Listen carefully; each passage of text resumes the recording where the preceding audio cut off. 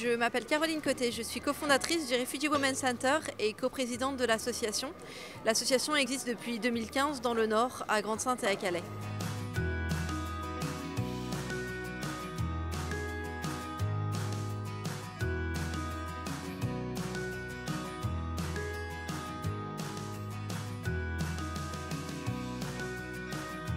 En 2015, on a vu le nombre de personnes augmenter de manière très soudaine sur le littoral. De 100-200 personnes à Grande-Synthe, on est très vite passé à 4000 personnes. Et sur les campements informels, on s'est rendu compte que les femmes étaient complètement invisibles des lieux de distribution, des points d'accès à l'information. Il a été très clair très rapidement qu'il fallait créer des espaces en non-mixité, donc on a créé une yourte pour que les femmes puissent se retrouver, puissent prendre un thé, charger leur téléphone portable, avoir accès à de l'information, et aussi une tente pour pouvoir avoir accès à des vêtements, à des produits d'hygiène, à des besoins matériaux. Et le Women's Center est né de là afin de pouvoir subvenir aux besoins des femmes en exclusivité sur des espaces en non-mixité. Concrètement, maintenant, on agit complètement de manière mobile sur les campements informels, c'est-à-dire qu'on vient avec des véhicules, on parcourt les différents campements à Calais, à Grande-Synthe, à la rencontre des femmes exilées. On leur propose des vêtements, des produits d'hygiène en fonction de leurs besoins matériaux. Ça peut être des tentes, des bâches, des sacs de couchage, mais aussi des hébergements d'urgence, des nuitées d'hôtel, des hébergements citoyens, des maisons associatives. Et en étant présente sur le camp de manière quotidienne à Calais et à Grande-Synthe, on crée un lien de confiance qui nous permet de faire ensuite du suivi. Donc on permet de l'accès aux soins, un accès aux droits, un accès à l'information et du coup aussi à l'hébergement d'urgence et au conseil juridique.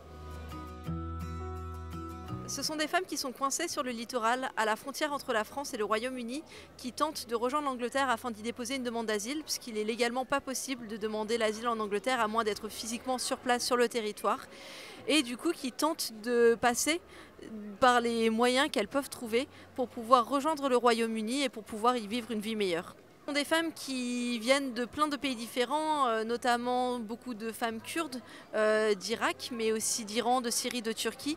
Il y a beaucoup de femmes d'Afrique subsaharienne, il y a des femmes qui viennent du Soudan du Sud, de la Somalie, de l'Érythrée, mais aussi du Pakistan, de l'Afghanistan.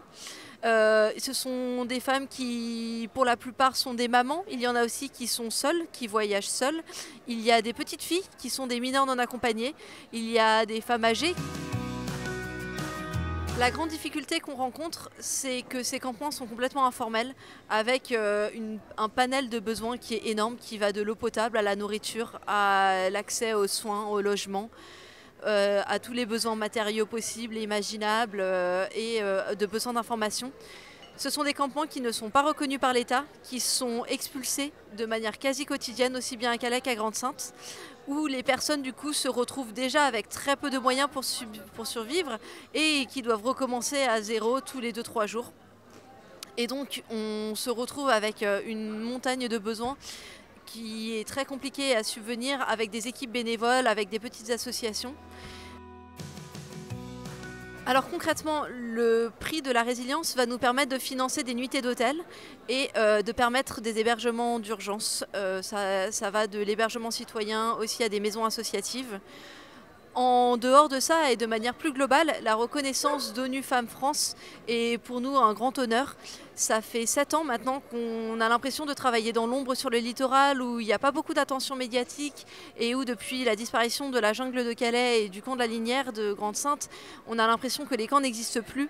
Et donc aussi bien pour le Refugee Women's Center que pour toutes les associations qui œuvrent sur le littoral depuis des années, c'est une grande reconnaissance pour laquelle on a énormément de gratitude et qu'on espère qu'il permettra plus de visibilité sur la situation.